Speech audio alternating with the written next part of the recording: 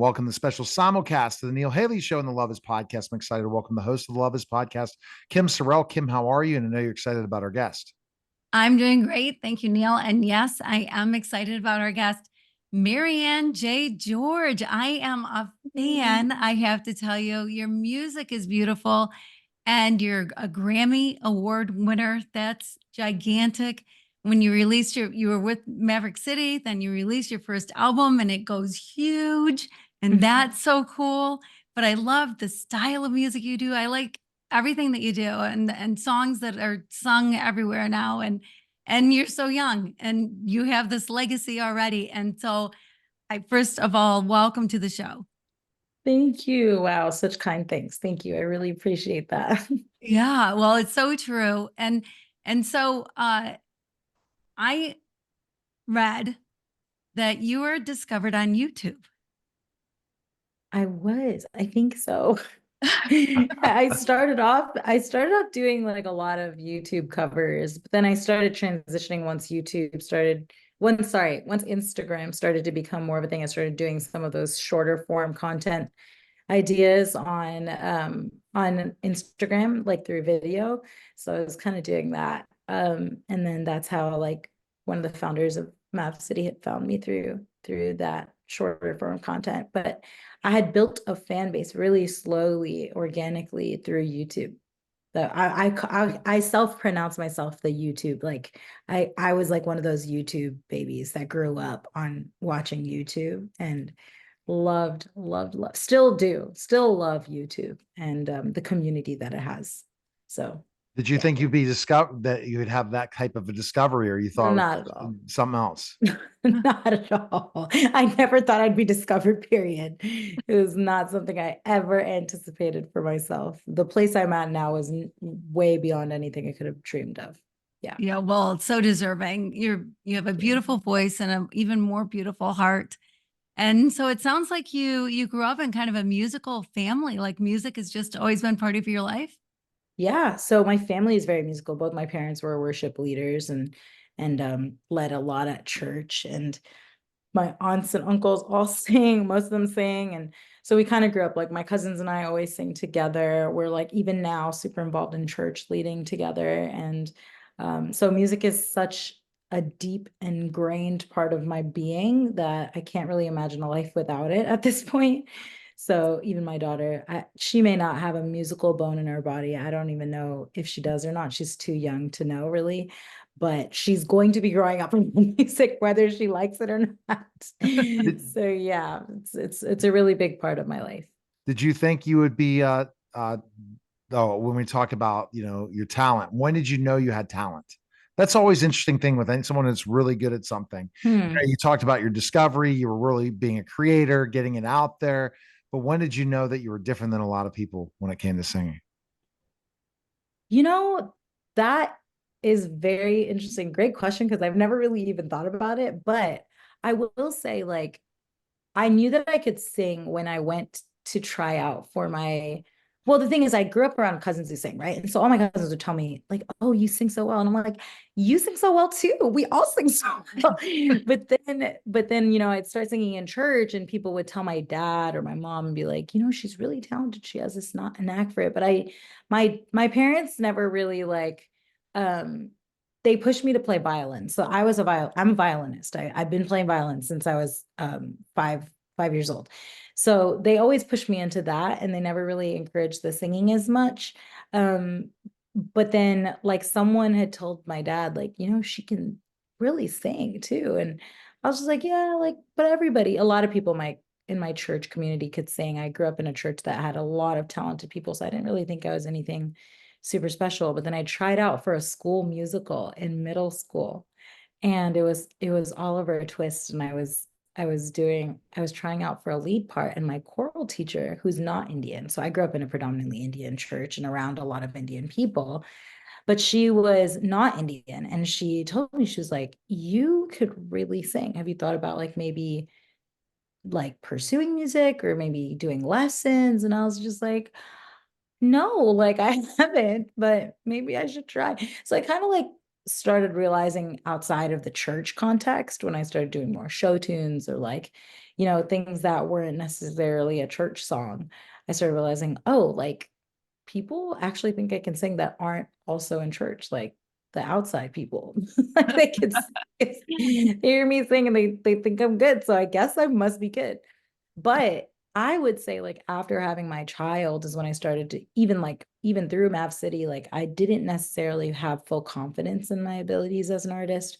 But I really think after having my daughter, I believe in myself the most now than I've ever believed in myself before. I really believe that I have something unique and special to share with the world. And I really believe no one else can do it but me. Like the message that I have is one that's very custom to what I have to say. And nobody else can really deliver that for me except me. And so I'm the most confident now. So it's kind of weird. Like when you ask, like, when did you really believe in your talent or yourself or your gifting? Like, really, if I'm being honest, probably in the last year and a half It's is, crazy. Isn't it crazy that yeah, we had it all the time and we didn't know it? I mean, like I right. spotted it specifically enough of my business and everything and how Mm-hmm. what I was bringing to the table compared to anybody else and it was years later. And then finally the light bulb goes on. Oh, I am a little different than somebody else. Right. I can provide this for somebody. I really can do this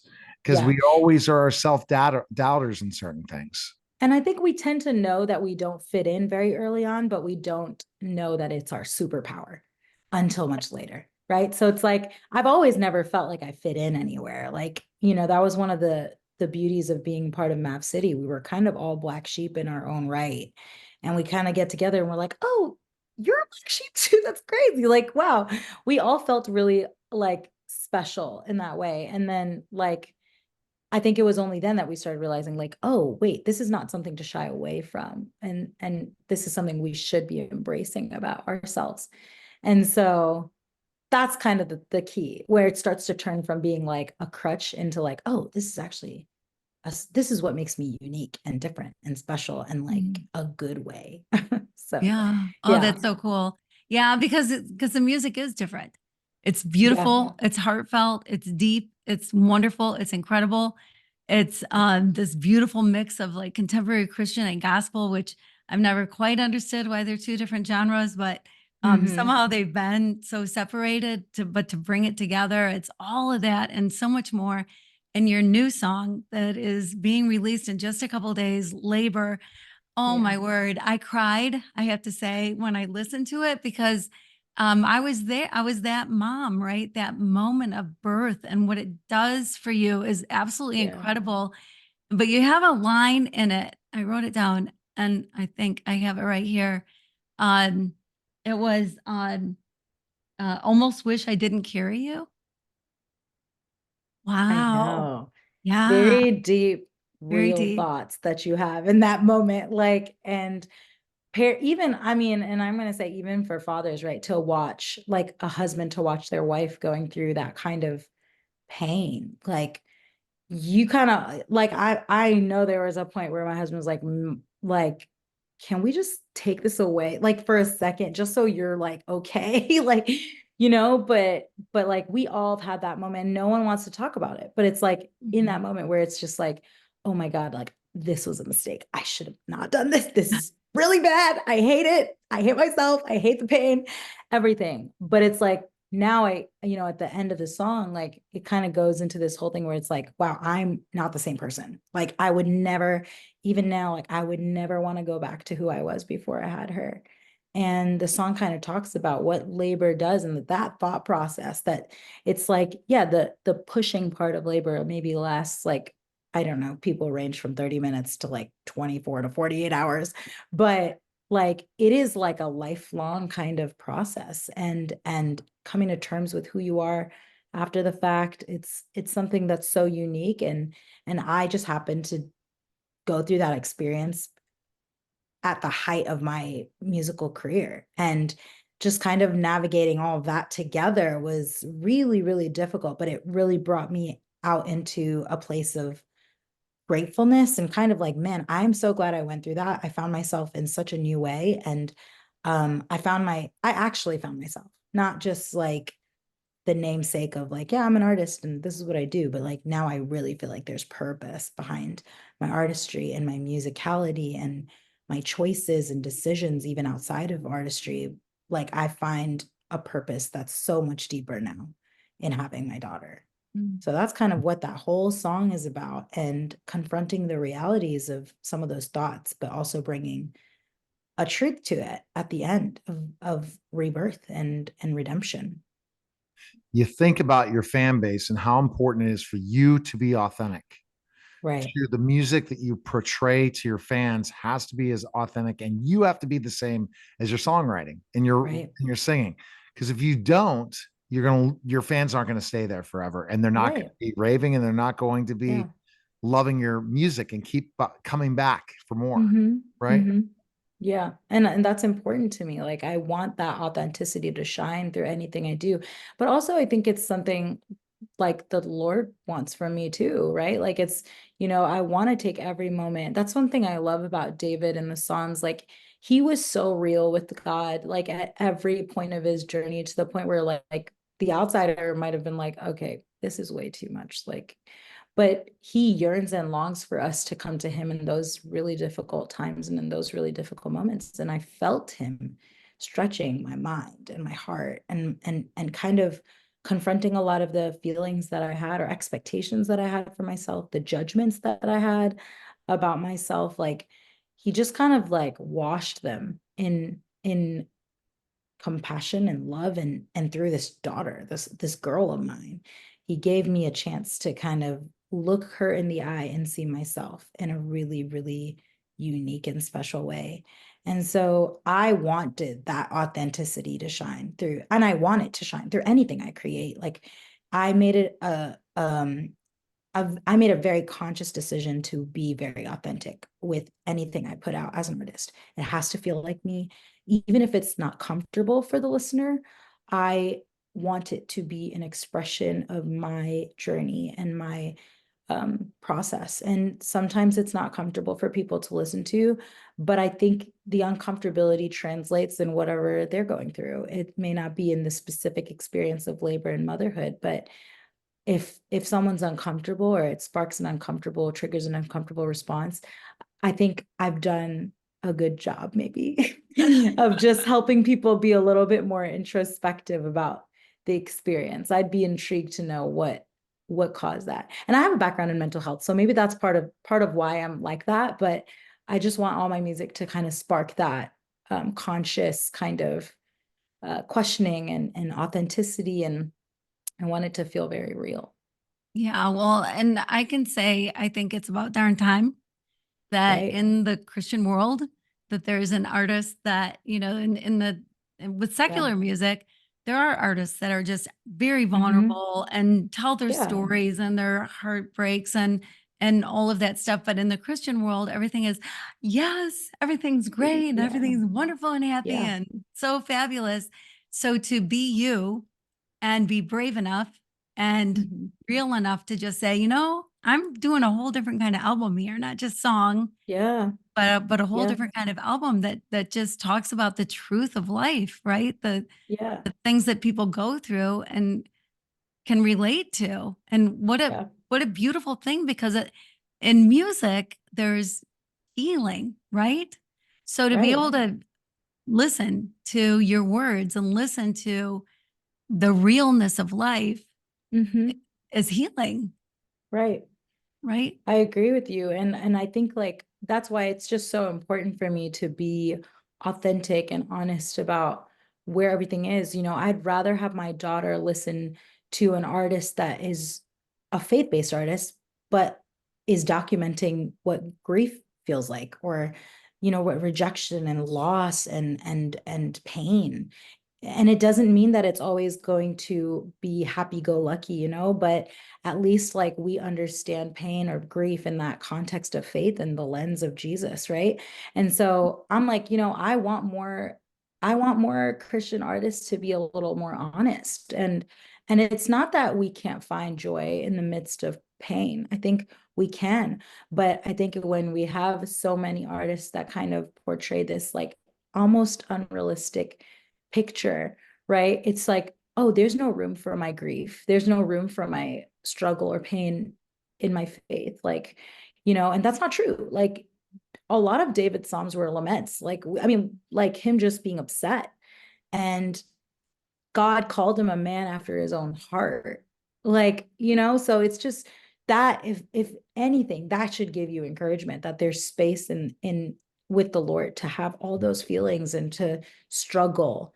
And so I wanted people to know that, like, yeah, like I had the feeling too. Like I felt that too of regret and pain and I almost wish I didn't I have her. Like I felt that same thing. And hopefully more people feel seen in that and okay, wow, like a sigh of relief Yeah, almost, 100%. like, okay, that's what I hope they feel. Now, Kim has a love question she asks all our guests. Go ahead with the question. Ooh, okay. So I spent a year dedicated to figuring out the true meaning of love. And I was in Haiti most of the time. I took the love chapter. Love is patient, love is kind. Does not envy. I took one word a month and figured out what is love that is patient. And what I found out, Maryanne, just blew my mind and rocked my world. And so I'm always curious how other people look at love and how love flows through you. So how that's what I'd like you to talk about. Ooh, that's great. I think love is being seen and being understood. And to me, that is something I've learned in this season of my life right now. Like, there was a time where I was on these big stages for Mav City and didn't feel loved by people who really knew me, or I didn't feel like people really knew me or understood me or wanted me if I didn't fit a mold or image of what, industry wanted it to be. And so I didn't feel loved. But then slowly but surely, I felt the Lord reiterating his love for me and the value he saw in me, the value he saw in me. And I felt so seen by God. And I felt seen by God through not just him, but like the people he would bring in my life. Like, the producer that helped me with this track specifically, him and his wife have poured so much belief and love into me and like really gave me like wings to fly. I always use that phrase when I refer to people who I feel like have really shown me love. Like the way that you love people can literally give them wings to fly. And so I felt so seen by them and understood in my questions, in my struggle, but also in my joy and my victory. And like God had orchestrated that where with my producer specifically and his wife. And so it was like a very God thing, like, which may be a story for another day, but God had strategically kind of placed me in a position to re-meet them. I'd met him once before. And I told myself in that moment, like, I really want to work with him again. God like brought another whole experience for me to meet him again. And I really felt God's love in that. Like I felt so seen by him. I had made a decision to step away from Mav City and I felt scared. I knew God had called me to do that, but I felt really scared and like, how are people gonna still follow up with my music? Like how are people gonna know that I'm still working or creating? And God showed me his love, like by making me feel so seen and bringing these people to me. And he continues to do that. He continues to bring me people onto my team like that love and believe in me so much. And I think like love is being seen and being believed in, like someone really believes in your ability and believes in what you carry. That to me is what love is. All right. Excellent. Best place people can find your music. Where can they go? Ooh, you could go on all the DSPs, Spotify, Apple Music, anything else. But I'm also going to be releasing a music video very soon. So hopefully that'll come out a few days after the single is out on Friday. So you can check out my YouTube page as well. All right. We appreciate it. Thanks again. Thank you. All right. That's a special simulcast of the Neil Haley Show on the Love Is podcast, guys. Take care.